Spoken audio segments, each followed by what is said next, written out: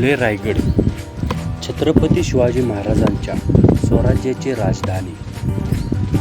रायगडावर पहिल्यांदाच इतक्या मोठ्या प्रमाणावर उत्खनाचं आणि संवर्धनाचं काम सुरू आहे। मातीतल्या आणि ढिगाऱ्याच्या खाली दडलेला इतिहास जगासमोर यायला त्यामुळे मदत होणार आहे। रायगड विकास प्राधिकरण आणि भारतीय पुरातत्व विभाग यांच्या टीम्स गेल्या 3 वर्ष हे काम करत आहेत।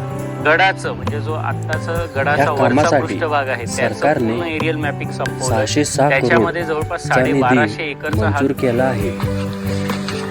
या सगळ्याला 350हून अधिक काळ लोटलेला पण इतिहासाच्या गाभाऱ्यात अनेक रहस्य दडलेले आहेत।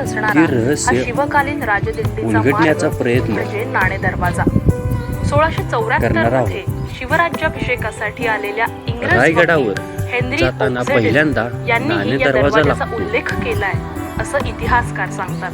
1674 ला नाणे दरवाजाची शिवराज्याभिषेक झालेली पडझड, इकडचा साठी आलेल्या बांधकाम, त्यावर नाणे इंग्रज वकील दरवाजाचा एक हेनरी दगड बारकाईने पाहून यांनी जागच्या जागी लावला की या जातोय। दरवाजाचा तुम्हाला प्रश्न उल्लेख पडला केला असेल आहे की हे दगड असे त्याच इतिहासकार दरवाजाचे सांगतात। आहेत हे कशावरून?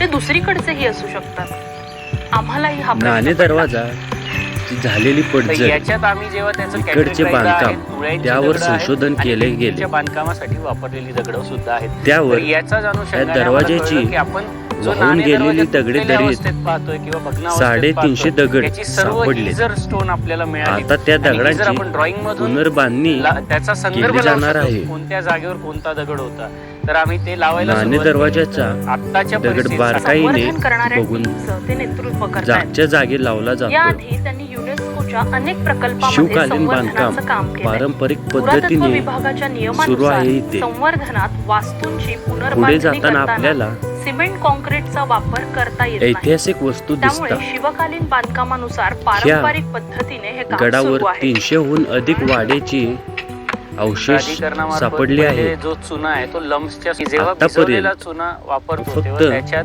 आपण भिजवलेला 6 वाड्यांचा चुना, उत्खनन सुरखी सुरू आहे। म्हणजे विटांची बुकटी, त्याबरोबर sand, पहिल्या sand वाड्याचा प्रमाण ठरलेलं आहे उत्खनन प्रत्येक करताना बांधकामासाठी। आणि जिथं लाईम जवळपास कॉन्क्रीट आपल्याला 800 यूज वस्तू करायचं, मिळाल्या तिथं आपण आहेत। खडीचा वापर केला आहे। आणि इनग्रेडियंट त्यामध्ये म्हणून आपण बेलफळाचं दारुगोळे, फाटणीचं असलं पाहिजे। कौला, दागिने याच पद्धतीने सापडले आहेत। रायगडावरच्या पायऱ्या, बुरुज याचं संवर्धन केलेल्याच्या आवारात इथे प्रवेश करताना काही ठिकाणी मोठे दगड आणि 84 त्यावर मातीचे ढिगारे दिसतात। पाण्याचे या स्रोत जागेचा अभ्यास आढळून करताना येतात। एरियल मॅपिंग केलं गेलं तेव्हा या यावरून संपूर्ण आपण गडावर लक्षात 300हून घेतले अधिक पाहिजे वाडे की असल्याचे अवशेष सापडले आहेत। पाणी अडवा पाणी तरी जिरवा हा यावर दिसणारं जे मूळमंत्र विटांचं बांधकाम शिवाजी आहे ते महाराजांच्या काळात पेशवेकालीन होता। किंवा त्यानंतरचं असावं असा अंदाज आहे। आता या आपल्या वाड्याच्या हातात दगडी बांधकामाजवळ काही लोखंडी कड्या सुद्धा आणि दिसून येतात। या कड्या या बाकीच्यांच्या शामियाना मदतीने बांधण्यासाठी इथे दिसणारा हा दगडाचा भाग आणि त्याच्या बाजूला आपण असणारी ही माती रायगड हे इकडे असणाऱ्या व इतर वाड्यात किल्ले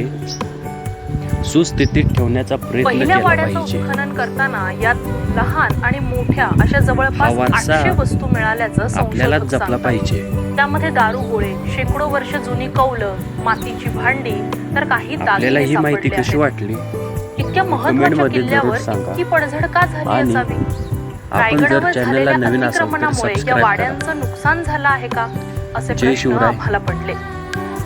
जय संभाजी राजे। धन्यवाद।